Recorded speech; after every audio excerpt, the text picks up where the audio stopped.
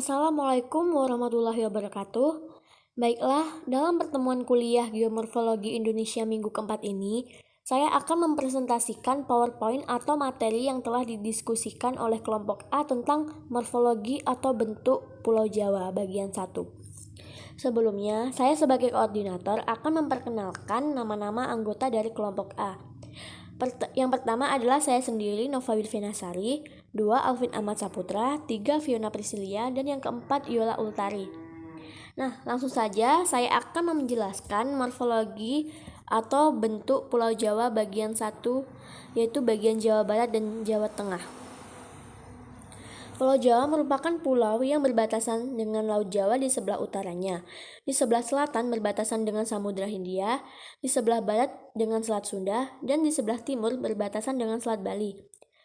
Jawa merupakan bagian dari lempeng tektonik Pasifik. Di Indonesia, lempeng Pasifik disebut dengan lempeng benua, di mana Jawa merupakan jalur pertemuan dua lempeng, yaitu lempeng Indo-Australia dengan lempeng Pasifik.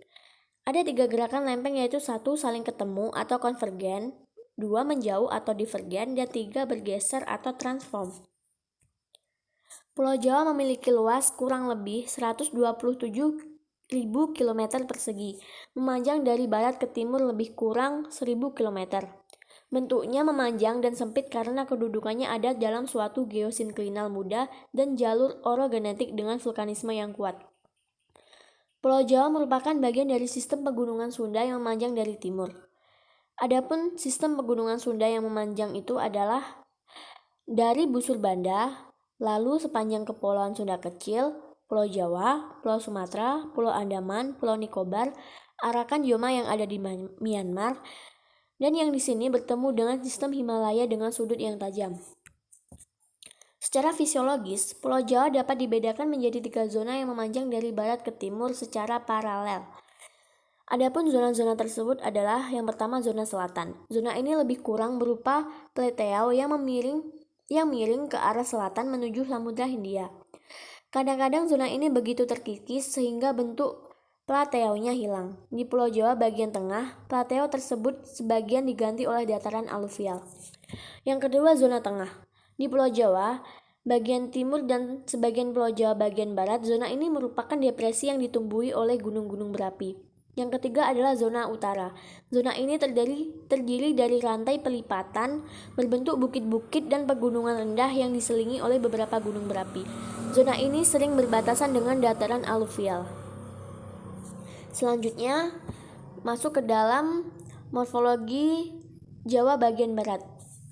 Geomorfologi pada daerah ini didominasi oleh blok pegunungan patahan yang membentang dari barat ke timur, yaitu dari Teluk Pelabuhan Ratu hingga ke Teluk Nusa Kambangan. Proses geomorfologi yang bekerja pada daerah Jawa Barat bagian tengah adalah proses-proses vulkanik.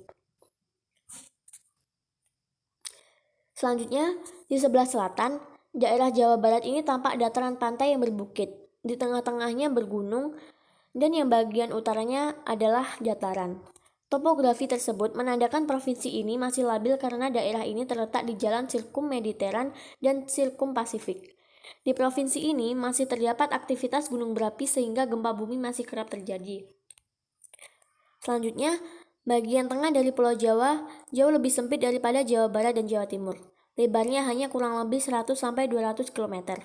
Hal ini disebabkan karena Laut Jawa terbentang masuk ke pedalaman dengan teluk yang lebar antara Cirebon dan Semarang, sehingga tanah rendah utara lebih terbatas dan pegunungan selatan sebagian besar tenggelam di antara Nusa Kambangan dan pegunungan selatan Jawa Timur. Jawa Barat terbagi dalam 4 zona geomorfologis. Yang pertama zona Jakarta, kedua zona Bogor, 3 zona Bandung, yang keempat adalah zona pegunungan selatan. Selanjutnya masuk ke dalam morfologi Jawa bagian tengah. Berdasarkan pada aspek geomorfologi regional, Jawa Tengah dan stratigrafi, antiklinorium Rembang ini dapat dibagi menjadi 5 bagian, yaitu 1. Lekuk Randu Blatung, 2. Antiklinorium Cepu, 3. Lekuk Lusi, Kening, Solo bagian bawah. Selanjutnya Antiklinorium Rembang bagian utara, dan Lekuk Semarang Rembang Laut Jawa. Bagian tengah dari Pulau Jawa jauh lebih sempit daripada Jawa Barat dan Jawa Timur. Lebarnya hanya kurang lebih 100-200 km. Tanah pegunungan Jawa Tengah dibentuk oleh dua cembungan geantrikinal. Di antara pegunungan Serayu Selatan dan Utara terdapat sebuah depresi memanjang yaitu zona Serayu, di mana terletak kota-kota seperti Majenang, Purwokerto, Banjarnegara, dan Wonosobo. Di sebelah selatan, pegunungan Serayu Selatan terdapat dataran pantai yang lebarnya antara 10 sampai 20 km. Tiga pegunungan pantai atau sorbas dengan gunung-gunung pasir setinggi 5 sampai 15 meter dan lebar 100 sampai 500 jajar pantai. Bagian tengahnya terpotong oleh pegunungan Karangbolong yang strukturnya sama dengan pegunungan selatan. Di sini telah merosot di bawah permukaan laut antara Pulau Nusa Kambangan dan muara Sungai Opak di Yogyakarta. Baiklah, hanya itu saja materi dari morfologi Pulau Jawa bagian 1. Jika ada salah kata mohon maaf. Saya akhiri dengan Assalamualaikum warahmatullahi wabarakatuh.